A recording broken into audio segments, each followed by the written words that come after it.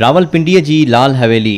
लाल हवेली 1885 ईस्वीअ खां गादी वारे शहर में सियासी सरगर्मियुनि जो मर्कज़ बणियल आहे, जेका 200 साल पुराणे कमर्शियल सेंटर बूहण बाज़ार में आहे, जेका अॻु में सहगल हवेली जे नाले सां मशहूर हुई। उनखे 30 सालनि ताईं जिन्हनि जो घर ऐं हिकु ख़ौफ़नाक हवेली पिणु सॾियो वेंदो हो।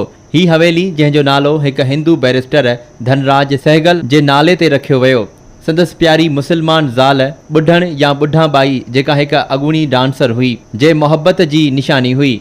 सहगल हवेली यानी लाल हवेली जी अडावत 1922 ईस्वीअ में शुरू थी ऐं 5 सालनि खां पोइ 1927 ईस्वीअ में मुकमिल थी। हीअ हवेली मुग़ल, यूरोपी ऐं कश्मीरी फ़न तामीर जो हिकु शानदार शाहकार आहे, जेका हिकु सदी गुज़रण बावजूद बि पंहिंजी शानो शौकत खे बरक़रार रखियूं पई अचे। धनराज सहगल कृपा राम जो वॾो पुटु हो, जेको झेलम जे हिकु ख़ुशहाल घराणे जो सरदार हो। हुन लंडन में बैरिस्टर एट लॉ जी डिग्री हासिल कई ऐं वापसीअ ते 1919 ईस्वीअ में कानून जी मश्क़ लाइ पंहिंजे अबाणे शहर झेलम बदिरां रावलपिंडीअ खे चूंडियो। 1920 ईस्वी वारे ॾहाके जी शुरूआति में बैरिस्टर सहगल खे रावलपिंडीअ खां सियालकोट हिकु रवायती हिंदू शादीअ में शिरकत करण लाइ वञणो पियो, जिते हुन 20 सालनि जी हिकु मुसलमान डांसर बुढ़ण बाईअ खे क्लासिक डांस कंदे ॾिठो ऐं हिकदमि बाईअ जे प्यार जो असीर थी सियालकोट में संदसि घर पहुची वियो। हिन शादीअ लाइ हिन जो हथु घुरियो ऐं खेसि रावलपिंडी शहर में वठी वञण जी दिलकश आछ कई।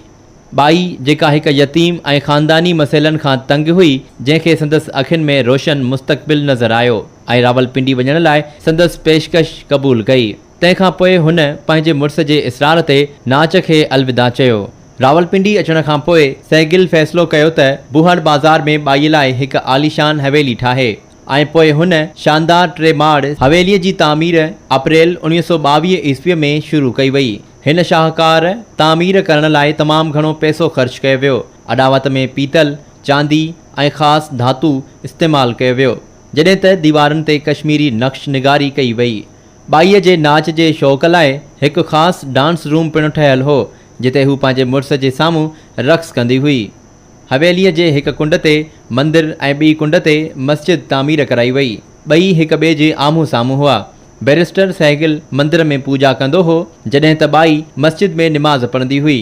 उन्हनि जी हिक ॿिए सां गैर मशरूत मोहब्बत जे बावजूदि उन्हनि ॿिन्ही पंहिंजनि मज़हबी अक़ीदनि खे तब्दील न कयो।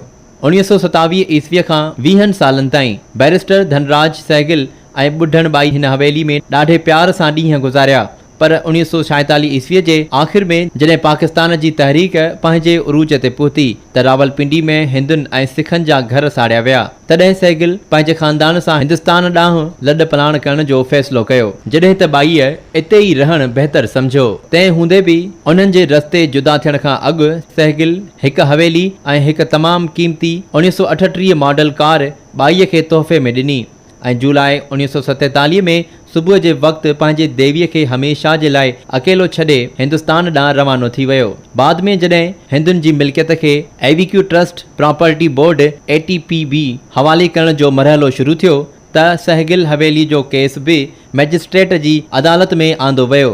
बाई जॾहिं दरबार में पहुती त रहमदिल मैजिस्ट्रेट खेसि चयो त जेकॾहिं तूं ॿुधाएं त सहगल मुसलमान थी वियो आहे या तूं हिंदू थी वई आहीं त ही सॼी हवेली कानूनी तौर तुंहिंजे नाले ते मुंतक़िल थी सघे थी। ॿी सूरत में उनखे ETPB हवाले करणो पवंदो। उन ते बाईअ तारीख़ी जुमिलो ॻाल्हायो, असां मज़हब खां सवाइ सभु कुझु शेयर कयो। संदसि आख़िरी बयान खां पोइ मैजिस्ट्रेट चयो, ही समाज ॾाढो ज़ालिम आहे, पोइ तोखे घणो तंग कंदो। उन खां पोइ हिन मिल्कियत ATPB जे हवाले करे छॾी ऐं 2 रिहाइशी कमरा ऐं हवेली जो सहन बि इंसानियत जे बुनियाद ते बाईअ खे ॾिनो। बाई हाणे हिन हवेली में पंहिंजे नंढे भाउ सां गॾु रहण लॻी, जंहिंजी कमाईअ मां बावर्ची खाने जो ख़र्च बि मुश्किल सां पिए हलियो।